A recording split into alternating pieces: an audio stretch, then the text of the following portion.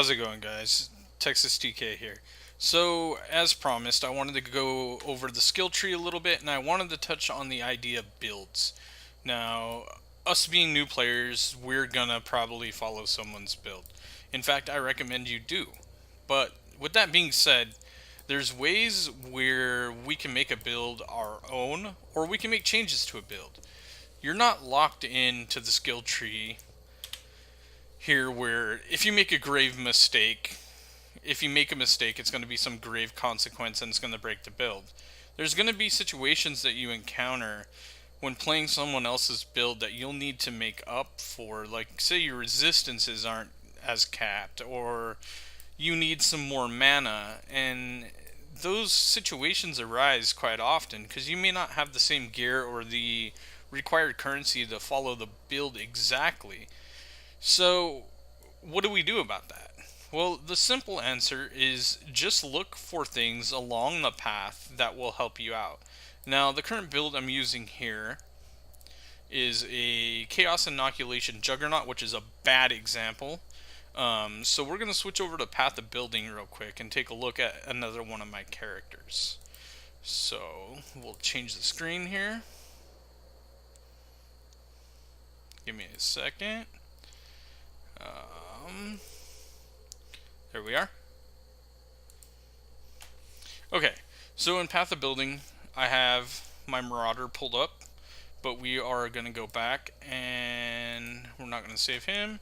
We're going to pull in, first we're going to take a look at Demi's Lightning Trap build. This is the build I followed.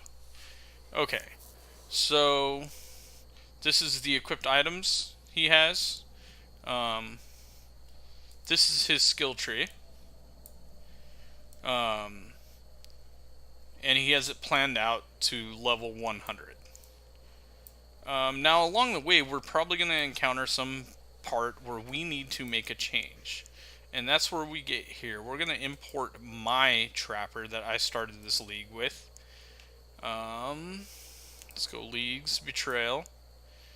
And let's import the passive tools, items, and skills. Done. Go back to the tree. Okay. Now, to this point, I follow the build pretty much identically. However, I did have to take a few things along the way that he did not. One of the problems I had early on in the build, especially before I got my Tinker skin, because this allowed me to infinitely cast my trap. That's the whole key of this build right here is Tinker skin, along with Eldritch Battery. So you spend your energy shield for your mana, and your Tinker Skin allows you to regenerate mana based on monster, or every time it hits. So, before I got the Tinker Skin, I had mana issues. So what did I do? I went over here, and I found Mind. Where are you? Drinker.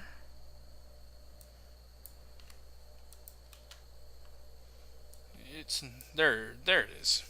Okay. So I took these two nodes here. Mind Drinker allowed me to leech some mana. So it allowed me to sustain mana until I could get to this point here. So you can take that concept and apply it to any build, though. If you're playing a Marauder and you're having trouble with resist or something, you can always take the Diamond Skin node. I mean, we're gonna earn some regret orbs through passively doing side quests in the game, as well as we earn skill points. So we can always refund a passive as long as it doesn't break a chain of skills. So taking these 2 points to get Mind Drinker, or where was it? It was up here further. Taking those 2 points to get Mind Drinker Wasn't that big of a deal. I used a couple of the regrets and was able to fix everything, right? So, you're going to encounter these problems when you're trying to run someone else's build.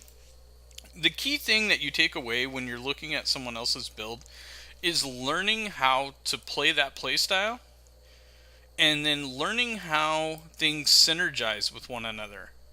Basically, this is going to set you up for the future to try your own builds. To try, if you really like a skill, like you really like cold damage, you might think of like, okay, well, I want to try running like Winter Orb or something. And then you want to run a Templar. And I mean, the premise is pretty much the same. You're looking for life. I mean, if you're a life build, you're looking for life. If you're energy shield, you're looking for energy shield. At the end of the day, when the character is all said and done, we want to have around 6k life if you're a life build, if you want to play endgame. And if you're energy shield build, then you want to consider having a lot more. If we switch back over to my Juggernaut, for example,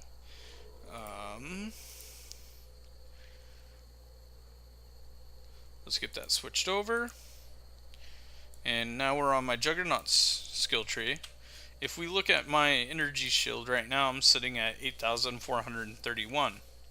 And then I have a Val Discipline that whenever I do this, it's gonna buff it up a little bit. So 8,000 health is pretty good, considering my energy shield is my health since I'm playing Chaos Inoculation. But anyway, the point of this video, and what I'm trying to lay out to new players here, is the tree is flexible. It is flexible. It's not as convoluted and complicated as it looks. The main synergies of a build isn't always the tree. Most of the time, it's your items and these right here, these keystones. These are what's going to make a build. Keystones and the synergy between uniques. In my case, mine is a little bit of synergy between jewels and one particular unique that I use, which is the Hand of Wisdom in Action. So my damage scales from intelligence. It adds 1 to 10 lightning damage with attacks with this weapon per 10 intelligence. So my whole build's premise is around stacking tons of stats. So as you can see here, I'm at 882 intelligence. So I try to get intelligence on everything I can. That's the premise behind this build. So don't be afraid to take a starter build and change it up a little bit if you want to. And don't be afraid to try a whole new build. Once you get a grasp of the game, because I see a lot of new players come in, they play the game one time and they don't follow a build. They try to create their own and they just go off this tree and they think, oh, this looks good, this doesn't, yada yada yada. They get to level 60, 70, and then they're like, oh, this is too complicated. They quit and they never come back to the game. And that's bad, because this is a really great game. And I want to touch on something real quick while we're talking about that. When you're taking nodes, especially as a life build, when you look at here, let's go to this will over here. Where are you? The will that I'm looking for. There it is. It was covered up by my jewel. Okay, so when you see this right here, Constitution, plus 20 the maximum life, and then plus 14% increased maximum life. The difference between taking a percent life node and taking a max life node. Same with energy shield or mana. What is the difference? Okay, so the percent life and the percent energy shield and the percent mana goes off of your base mana. So it is better to increase the base, because if this was a flat 14% and my life was 1,000, I would be getting 14% of 1,000. If I increase my maximum life to 1,020, now I'm getting 14% increase to 1,020. I'm getting 14% of that. So it's always important to increase the base. And that goes the same for fizz damage. If you're a physical damage build, increase the base fizz and then worry about increasing percentages. That's how you're going to build high DPS. So I hope that's been helpful. If you guys like this, please drop a like, drop a subscribe. I think I'm going to do a solo self-found series at the end of this league. I'm going to start recording it now, and I'll start dropping up episodes. But I'm going to try my first build on my own, and it's going to be an experimental process. So you guys are welcome to follow along and see how that works out. I'm I really like this skill Cyclone. That's what I leveled this character with. So I think I'm going to base it around that skill, and we'll see what we end up with. But thank you for tuning in. I really appreciate it. Drop a like. I'll drop a link to Path to Building in the description. And I will link you to Demi's channel as well, since I did mention his build. And thank you again.